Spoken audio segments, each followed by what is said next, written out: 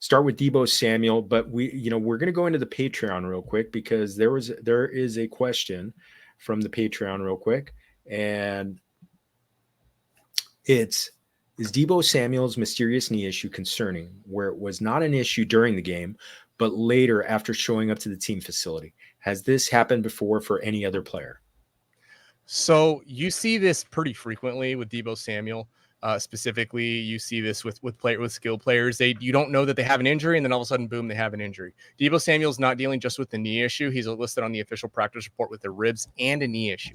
So we know he has a history of an MCL injury from last season. And then the ribs are never fun to deal with, right? So 78% of the time, wide receivers don't miss time with ribs injuries. But we saw, it's possible, right? If there's an 18% chance he misses one game, he hasn't practiced. If he doesn't practice today, I think it's fairly obvious that he's not going to play. The other thing is, even if he practices today, he obviously wasn't involved in the game plan very much. And I don't know, do the 49ers really need Deebo Samuel? I think in the aggregate, and I'm going to say this carefully, other people will come for me. Do they really need Christian McCaffrey, right? Do they really only, right, that week, any given week, do they need just Christian McCaffrey? That I should put it that way. Any given week, do they need just Deebo Samuel? Any given week, do they need just Brock Purdy? I don't think that's the case. And Brandon Aiyuk, we're going to talk about him a little bit. He should be healthy and good to go. Christian McCaffrey's healthy. They have George Kittle.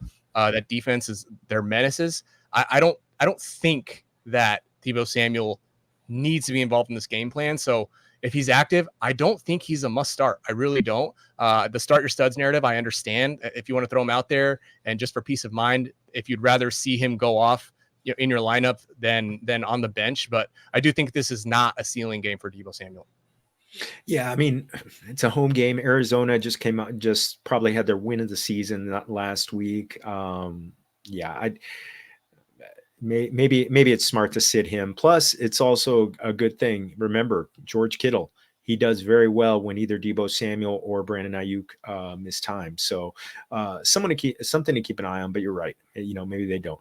So want to give a quick shout out to our amigo or amiga, GTBINH, which is not sure what that stands for. I don't know if that's a name. I don't know if that's, but thank you, GTBINH, for the question. Muchas gracias. Well, you touched on Brandon Aiyuk. Shoulder injury, and it was both shoulders, wasn't it? And missed the game.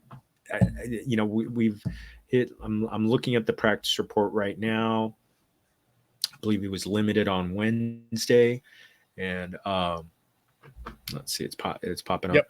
Limited Wednesday, limited Thursday. Limited. Mr. Unlimited, not Mr. Unlimited. Mr. Limited. Okay, what do you think? What do you think on him for this week?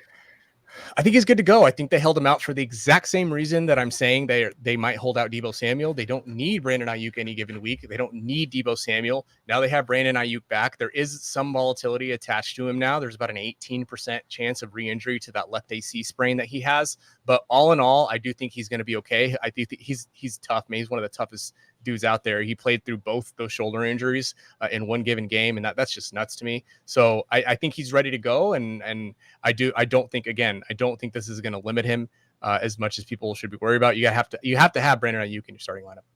Yeah, absolutely. I think if he's starting, you're playing him. You're playing him. And you mentioned, I think you mentioned the return to play timeline on shoulder injuries was about like one missed game, I believe, right? Yep, just about one missed game for those guys. Okay. All right. 0.7. Right there. So a couple of quick updates. We talked about the Ravens-Browns game. Let's go to the other side. Odell Beckham Jr. Ankle injury.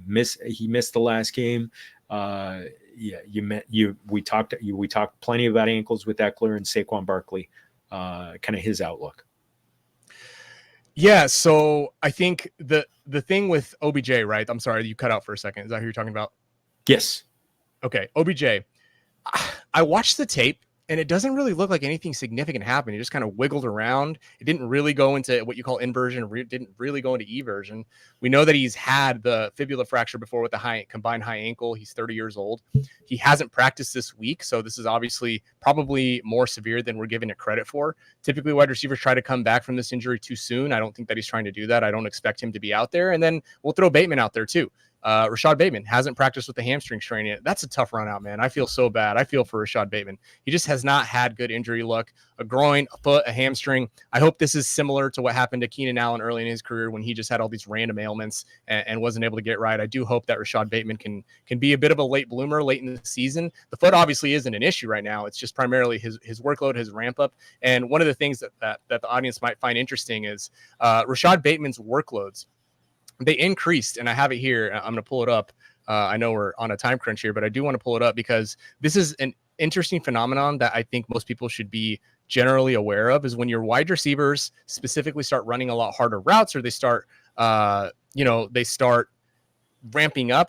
This is why it's so important, right? From weeks 1 through 3, Rashod Bateman snaps, they were 40%, 60%, and 69%.